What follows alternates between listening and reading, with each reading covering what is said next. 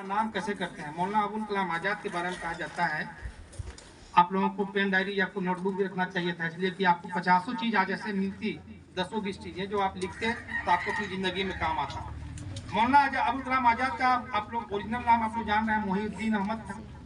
नहीं, आज हम लोग जो उनके नाम पर जमा हुए हैं, क्यों हुए हैं? किसी और के नाम पर भी जमा 11 तारीख को, ऐसा तो नहीं है कि इंडिया में सिर्फ मौलाना अबुल कलाम आजाद पैदा हुए हैं, पूरे पूरे भारत में नहीं है ना, करोड़ों लोग पैदा हुए होंगे आज के दिन। और उसी डेट में 11 नवंबर 1888, लेकिन याद किसको किया जा रहा है? करोड़ों में से एक को नहीं। तो पता, हम ये बात पहले भी किसी क्लास में हमने आपको कही है कि जिंदगी बड़ी लंबी नहीं बल्कि बड़ी होनी चाहिए।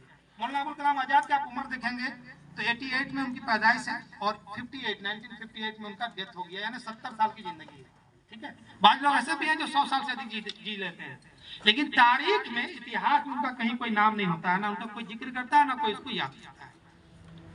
और ये भी छोड़ दिए, अशफाक उल्लाह खान के बारे में हमने आपको बताया था, 27 साल की उम्र में उनको फांसी पर लटका दिया गया है, लेकिन आज भी दुनिया उनको जानती है कि जानती है? तो मौलाना अबुल कलाम आजाद से भी बहुत छोटे थे, 27 साल की उम्र जिया सिर्फ। हम अभी कुछ दिन बाद बिरसा मुंडा का आप लोग जन्मदिन मनाएंगे, उनकी उम्र जो है वो 25 साल थी, 1875 में पैदाइश और 1900 ईस्वी में उनकी मौत हो गई, लेकिन लोग उसको पूरे झारखंड के लोग जानते हैं। तो पता ये चला कि जिंदगी में या दुनिया, समाज, लोग आपको याद रखें, इसके लिए जरूरी नहीं है कि आपकी उम्र 125 साल हो तब आपको याद रखेंगे। 125 साल, 150 साल भी जी जाइएगा, लेकिन अगर दुनिया अपनी जिंदगी में कोई ऐसा कारनामा आप नहीं करेंगे तो आपको जमाना, दुनिया, समाज आपको याद नहीं करेगी। और आप 10 साल की उम्र में भी कोई ऐसा कारनामा कर जाते हैं तो दुनिया आपको मरने के बाद भी याद रखेगी। महात्मा गांधी का नाम ले लीजिए, जिनकी यौम पैदाइश पर आज हम मना रहे हैं, इनको याद किया जा रहा है। क्यों? इसलिए कि दुनिया अपनी जिंदगी में इन्होंने जो कारनामे किए हैं वो ऐसे कारनामे हैं जिनको हम लोग कहते हैं अविस्मरणीय, नहीं भुलाने लायक, जिसको अनफॉरगेटेबल बोलते हैं, उसको भुलाया नहीं जा सकता। और ये जिंदगी जब तक कयामत रहेगी शायद तब तक याद किए जाते रहेंगे, कि नस्ल दर नस्ल चलता रहेगा ना। हमसे पहले भी इनको लोग याद करते थे, 50 साल पहले भी, 50 साल बाद आज हम लोग याद कर रहे हैं, और आज से 50 साल बाद हम लोग नहीं रहेंगे, आप लोग नहीं रहेंगे, लेकिन जो नस्ल आएगी वो इंशाल्लाह याद करेगी। तो मौलाना अबुल कलाम आजाद के पास ऐसी कौन सी चीज थी? देखिए, मौलाना अबुल कलाम आजाद के बारे में कहा जाता है कि वो सिर्फ फ्रीडम फाइटर नहीं थे। फ्रीडम फाइटर किसको बोलते हैं जी? यौम आजादी के, जंग आजादी के सिपाही। तो सिर्फ ये नहीं थे कि ये जंग आजादी के सिपाही सिर्फ थे, बल्कि इनके बारे में कहा गया कि ये बहुत बड़े विद्वान थे, ग्रेट स्कॉलर, जिसको उर्दू में हम लोग बोलते हैं दानिश्वर।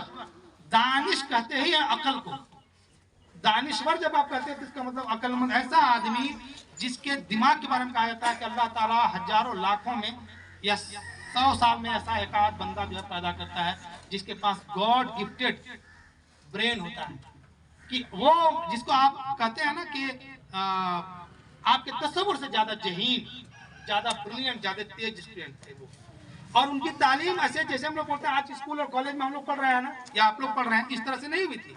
फॉर्मल उनका नहीं हुआ था, इनफॉर्मल एजुकेशन हुआ था। अच्छा, जर्नलिस्ट भी वो थे। जर्नलिस्ट का काम क्या होता है मालूम है?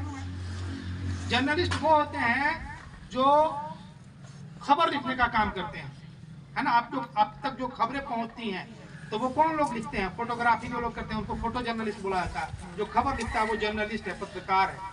तो आपने देखा, अभी एक बच्ची बता रही थी कि मौलाना अबुल कलाम आजाद ने एक अखबार निकाला जिसका नाम था अल हिलाल, और उससे अंग्रेज इतना डर गए कि उसमें जो उनकी तहरीर होती थी ना, वो लोगों का खून गर्म करने के लिए काफी होता था।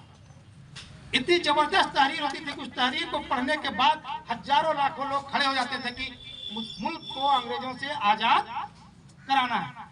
तो एक होता है तकरीर के जरिए किसी के अंदर वो जोश और जज्बा भर देना, किसी भीड़ में, किसी समुदाय में। लेकिन उनकी तहरीर में भी इतना दम था कि उसकी लिखी हुई बातों को अगर कोई पढ़ लेता, उनके अखबार में लिखे हुए जो आर्टिकल थे उसको पढ़ लेते हैं लोग, तो वो उनका खून जो है वो गर्म हो जाता था और देश की आजादी के लिए भिड़ने को, अपना सर कटा देने को, शहीद हो जाने को तैयार रहते थे। तो अंग्रेज डर गए कि अगर मौलाना अबुल कलाम आजाद ऐसा ही लिखता रहा और ये लिखते रहते तो हमको बहुत जल्दी यहाँ से बोरिया बिस्तरा समेट तो भागना होगा। तो मौलाना को लोगों ने क्या किया, उनके अखबार को बंद कर दिया, बैन कर दिया। ठीक है, बाद में मौलाना ने दूसरे नाम से अखबार निकाला, तो जर्नलिस्ट भी थे आप। फिर कहता है कि फिलोसोफर और थिंकर भी थे। नजरिया पेश करना किसी चीज के बारे में।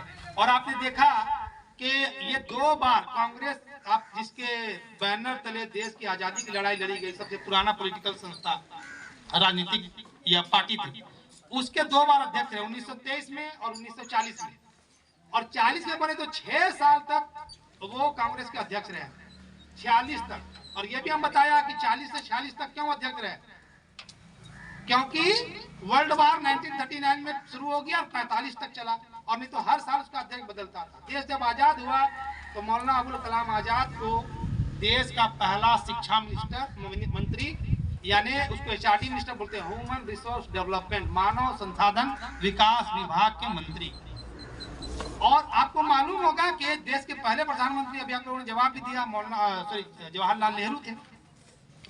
जवाहरलाल नेहरू बताते हैं कि मैं अपने आप को अपडेट करने के लिए, मतलब दुनिया में जो चीजें चल रही हैं उसका ज्ञान अर्जित करने के लिए इंग्लैंड जाता था। बड़े घराने से वो थे जवाहरलाल नेहरू, और बैरिस्टर थे, वकील थे, एडवोकेट थे।